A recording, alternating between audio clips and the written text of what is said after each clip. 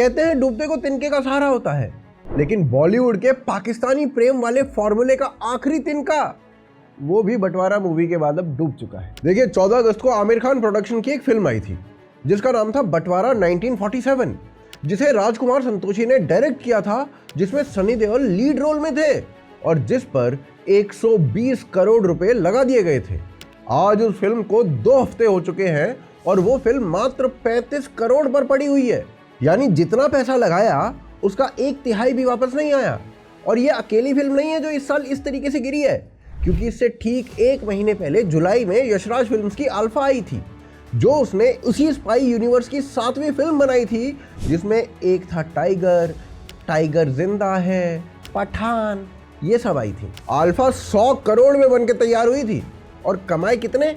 59 करोड़, 59 करोड़। मतलब मात्र 2 महीनों के अंदर अंदर इस इंडस्ट्री ने 2 फिल्म्स में 220 करोड़ रुपए लगा दिए और वापस आए कितने? 94 करोड़। अब ये देखो, ये कोई इत्तेफाक नहीं है, इसका सीधा कनेक्शन उस फिल्म से है जो पिछले साल दिसंबर में आई थी, धुरंधर। धुरंधर 250 करोड़ में बनी थी और फिल्म ने 1350 करोड़ 1350 करोड़ रुपीस कमाए थे और उस एक फिल्म ने इस पूरी मार्केट के मिजाज को बदल के रख दिया था। देखो ये मेरा दावा नहीं है, बल्कि अल्फा के पिटने के बाद ट्रेड एनालिस्ट तरण आदर्श ने खुद कहा था कि धुरंधर ने स्पाई थ्रिलर्स को लेकर ऑडियंस की एक्सपेक्टेशंस को बदल कर रख दिया है, खासकर उन फिल्म्स के लिए जो पाकिस्तान के ऊपर बनी हुई हैं। तो अब सवाल ये उठता है कि धुरंधर के आने के बाद पाकिस्तान को नरम दिखाने वाली ये सारी फिल्म्स बॉक्स ऑफिस पर पिट क्यों रही हैं, और इसके बावजूद भी ये लोग जो बॉलीवुड वाले हैं वो सबक क्यों नहीं सीख रहे हैं, और इसका सॉल्यूशन आखिर है क्या? आइए जानते हैं इस वीडियो में। देखिए ये समझने के लिए कि ये फिल्म्स आज पिट क्यों रही हैं, उसके लिए हमें ये देखना पड़ेगा कि बॉलीवुड पिछले इतने सालों से पाकिस्तान के नाम पर हमें परोस क्या रहा था। क्योंकि बंटवारा कोई नई सोच तो है नहीं, बल्कि उसी पुरानी फैक्ट्री का माल है जिसकी सिर्फ पैकिंग बदली गई है। और इस फैक्ट्री में 3 असेंबली लाइंस चलती हैं, जिन्हें आप एक बार में समझ लेंगे तो हर फिल्म में यही पैटर्न आपको दिखने लगेगा। पहली लाइन ये है कि पाकिस्तान को इंसानियत का कारखाना बनाकर पेश कर दिया जाए। तो सबसे पहले बात करते हैं हीना फिल्म की। इसमें पाकिस्तानी हीरोइन अपनी जान देकर अपने भारतीय प्रेमी को बचा लेती है।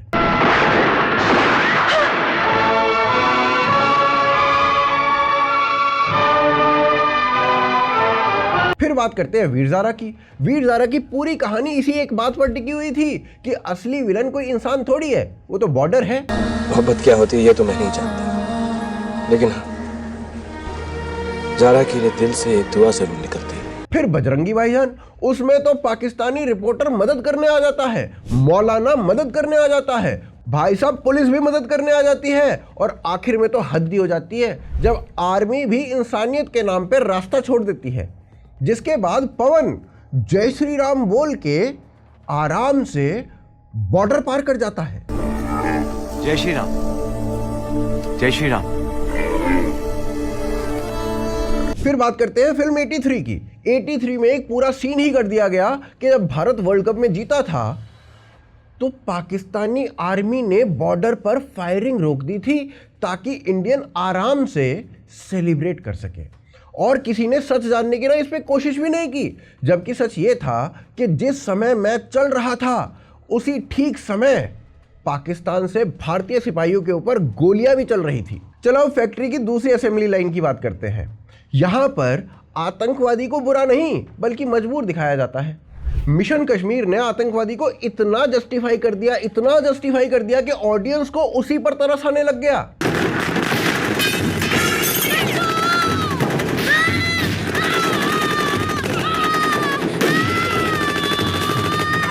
क्योंकि बचपन में ना उसके माँ बाप को मार दिया गया था, वो भी इंडियन आर्मी के द्वारा, इसलिए अब वो बम बना रहा है। भाई साहब अगर यही लॉजिक मान लिया जाए तो आधे भारत को आज बम बनाना पड़ जाए। फिर फना की बात करते हैं।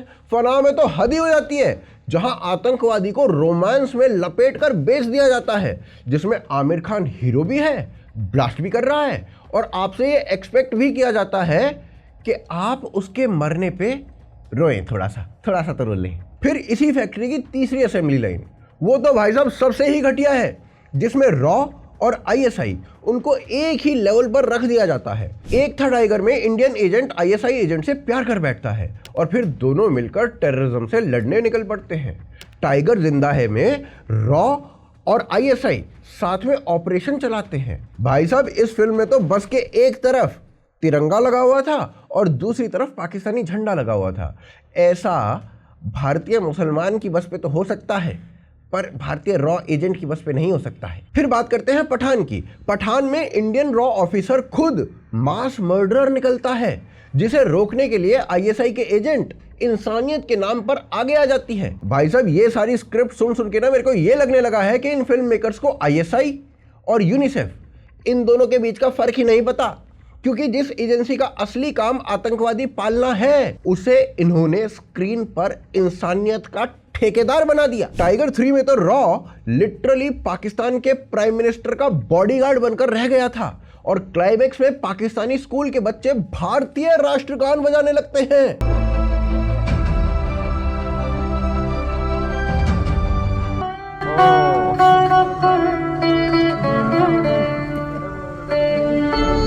भाई साहब जिस मुल्क में बच्चे अपनी टेक्स्ट बुक में गजवाए हिंद पढ़कर बड़े होते हैं वो भारत का राष्ट्रगान बजा रहे थे।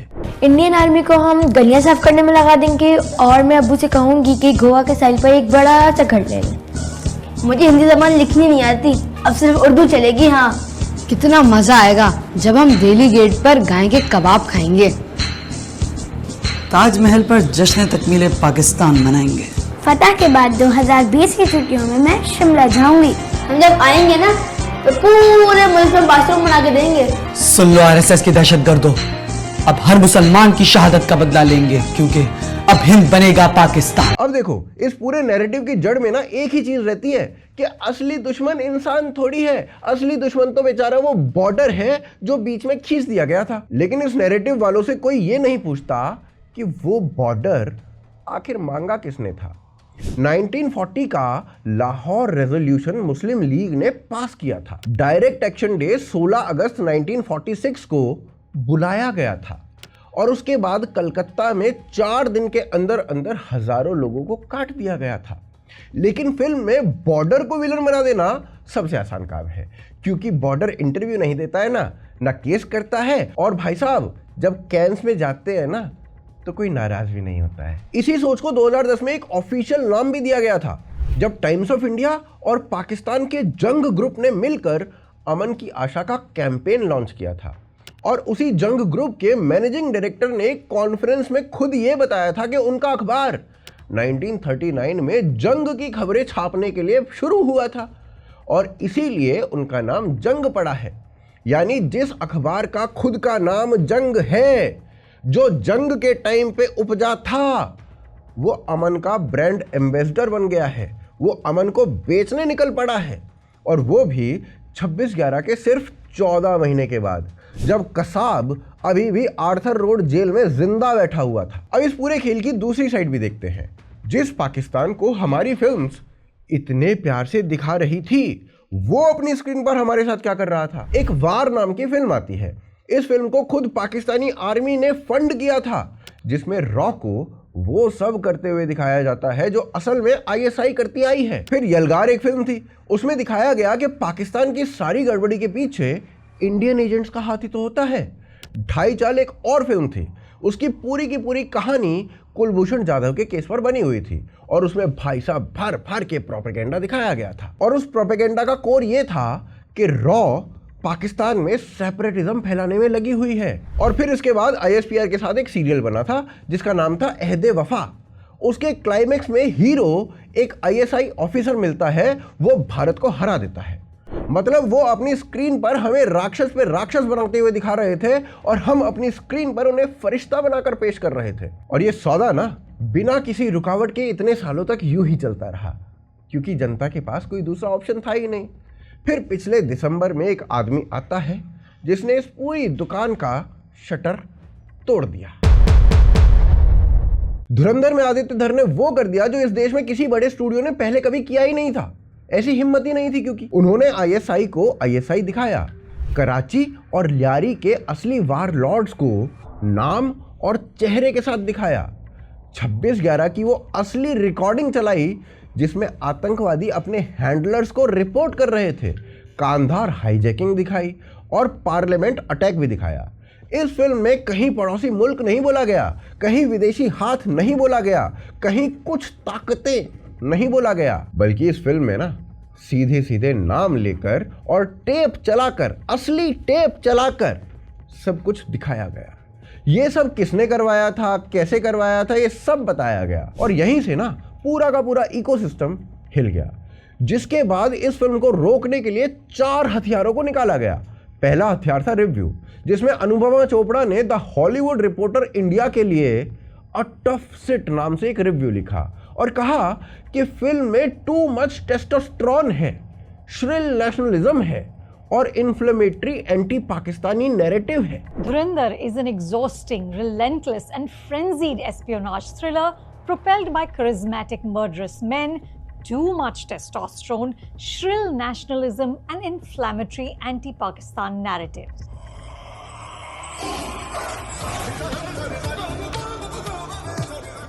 धुरंधर में 26/11 की असली टेप चल रही थी जिसमें आतंकवादी अपने हैंडलर को रिपोर्ट कर रहा था। तो अब सवाल ये है कि नैरेटिव आदित्य धर ने बनाया था या वो खुद कराची से टेप चल के आई थी।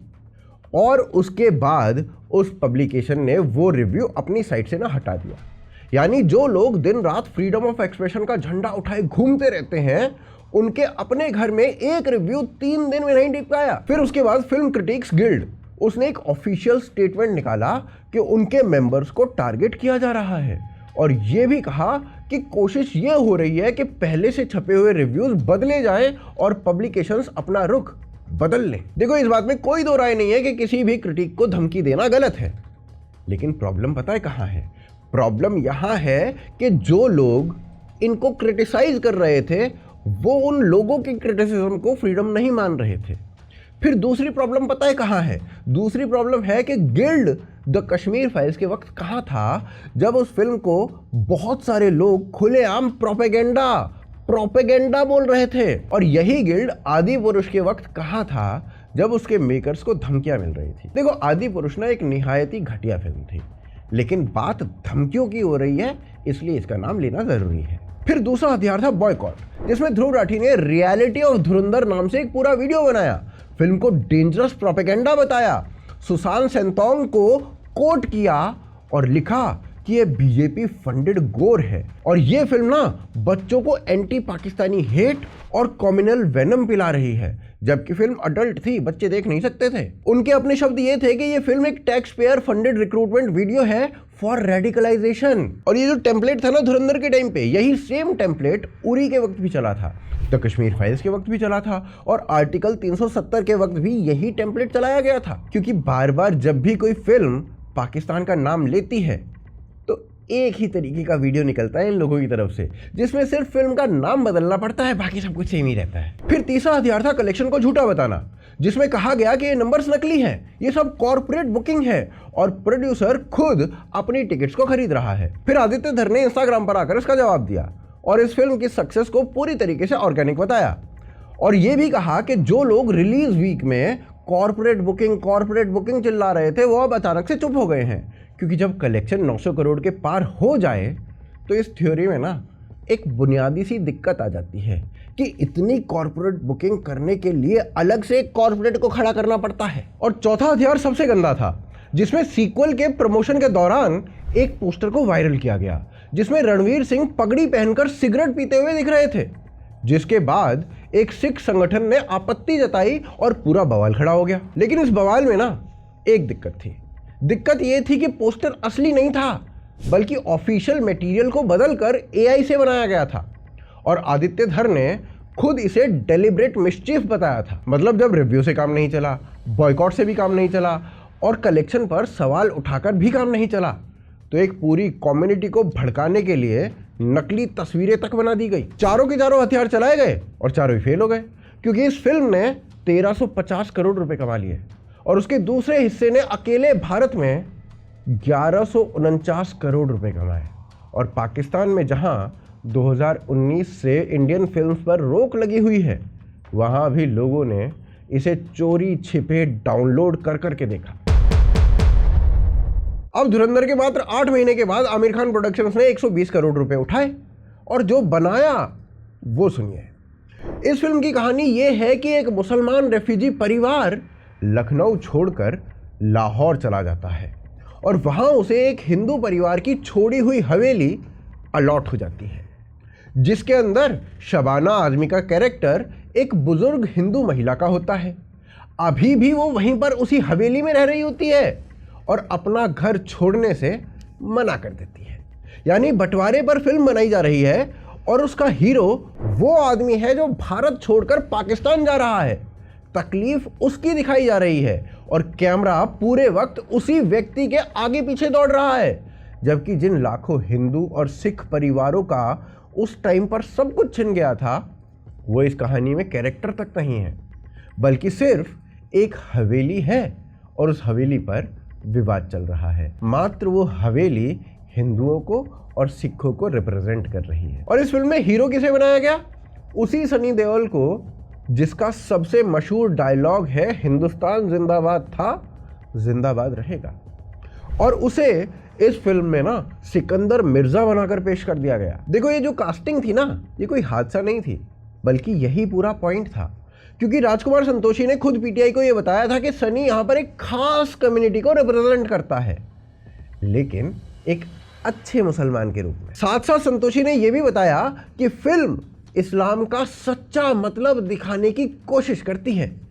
फिल्म का नाम बंटवारा है, लेकिन दिखाया इस्लाम का सच्चा मतलब जा रहा है, और बंटवारे का सच्चा मतलब शायद इन्होंने पार्ट 2 के लिए बचा कर रखा होगा अभी। फिर इसी इंटरव्यू में संतोषी ने यह भी बताया कि सनी देओल से कलमा पढ़वाने के लिए सेट पर एक मुस्लिम प्रीस्ट को बिठाया गया था, ताकि उच्चारण में ना एक भी गलती ना हो जाए। और अगर राजकुमार संतोषी के खुद के शब्दों में बोलूं तो राजकुमार संतोषी ने कहा कि हम बहुत डर गए थे कि कहीं किसी की भावनाएं आहत ना हो जाए। मात्र एक उच्चारण के लिए इतना डर, और बंटवारे में मारे गए 10 से 20 लाख लोगों के लिए इतनी बेफिक्री कि उनका जिक्र तक ठीक से नहीं किया गया। फिर इसके बाद एक और डिटेल ये है कि इस फिल्म का ओरिजिनल नाम लाहौर 1947 था, जिसे रिलीज से ठीक पहले बदलकर बंटवारा 1947 कर दिया गया, क्योंकि उन्हें पता था कि आज के मार्केट में लाहौर बेचना बहुत मुश्किल है, लेकिन गाड़ी पर एम्बुलेंस लिख देने से उसके अंदर पेशेंट थोड़ी आ जाते हैं। संतोषी ने यह भी माना कि जब उन्होंने ये प्रोजेक्ट इंडस्ट्री को सुनाया तो लोगों ने साफ कह दिया कि आज कोई भी पाकिस्तान या मुसलमान प्रोटैगनिस्ट को सुनना ही नहीं चाहेगा, और सनी वो तो हिंदुओं का चैंपियन है, इसीलिए ये रोल करेगा तो ये फिल्म कभी चलेगी ही नहीं। मतलब जो भी बात थी वो इन्हें पहले ही साफ साफ शब्दों में बता दी गई थी, और इन्होंने वो बात सुनी भी, और उसके बाद भी 120 करोड़ रुपए इसमें झोंक दिए। अब कोई ये कह सकता है कि फिल्म अच्छी होती तो शायद चल जाती, तो उसके लिए ना आप उन्हीं क्रिटिक्स के रिव्यूज को पढ़िए। अब देखो कोई ये भी कह सकता है कि फिल्म अच्छी होती तो शायद चल जाती, तो उसके लिए आप उन्हीं क्रिटिक्स के रिव्यूज पढ़ लीजिए जिन्होंने धुरंधर को रोकने की पूरी कोशिश की थी, जिनमें एक कहता है कि ये एक शॉडी मिसफायर है। फिर यही भाई साहब आगे लिखते हैं कि संतोषी आज भी 1980s और 90s की उसी पुरानी ग्रामर से चिपके हुए हैं, जहां विलन ऐसे लिखे जाते थे जैसे किसी पुराने दौर से उठाकर लाए गए हों। फिर दूसरा क्रिटिक कहता है कि फिल्म में अच्छी बातें बहुत हैं, पर वो कभी आग नहीं पकड़ती।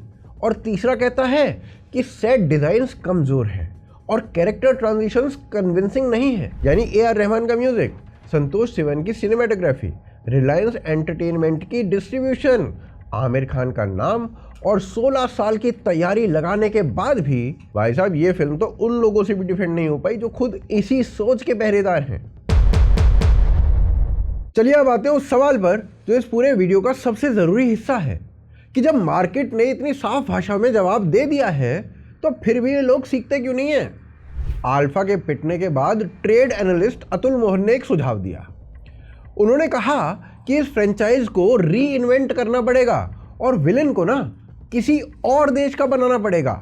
और इस एक लाइन में इनकी पूरी सोच खुल जाती है, क्योंकि इनका हल ये नहीं है कि सच दिखा दो, इनका हल ये है कि पाकिस्तान की जगह किसी काल्पनिक देश, किसी दूसरे देश का विलन बना दो। यानी इतने सालों से जो लोग हमें ये समझाते रहे कि असली दुश्मन कोई और नहीं बॉर्डर है, आज उन्हें दुश्मन बाहर से मंगवाना पड़ रहा है। देखिए इसकी ना एक वजह वो आदमी है जिसका नाम इस पूरे मामले में सबसे कम लिया जा रहा है, यानी आमिर खान, जिन्होंने 2018 में ठग्स ऑफ हिंदुस्तान बनाई थी, जिस पर करीब 300 करोड़ रुपए लगे थे और जो इंडियन सिनेमा की सबसे बड़ी फ्लॉप्स में गिनी जाती है।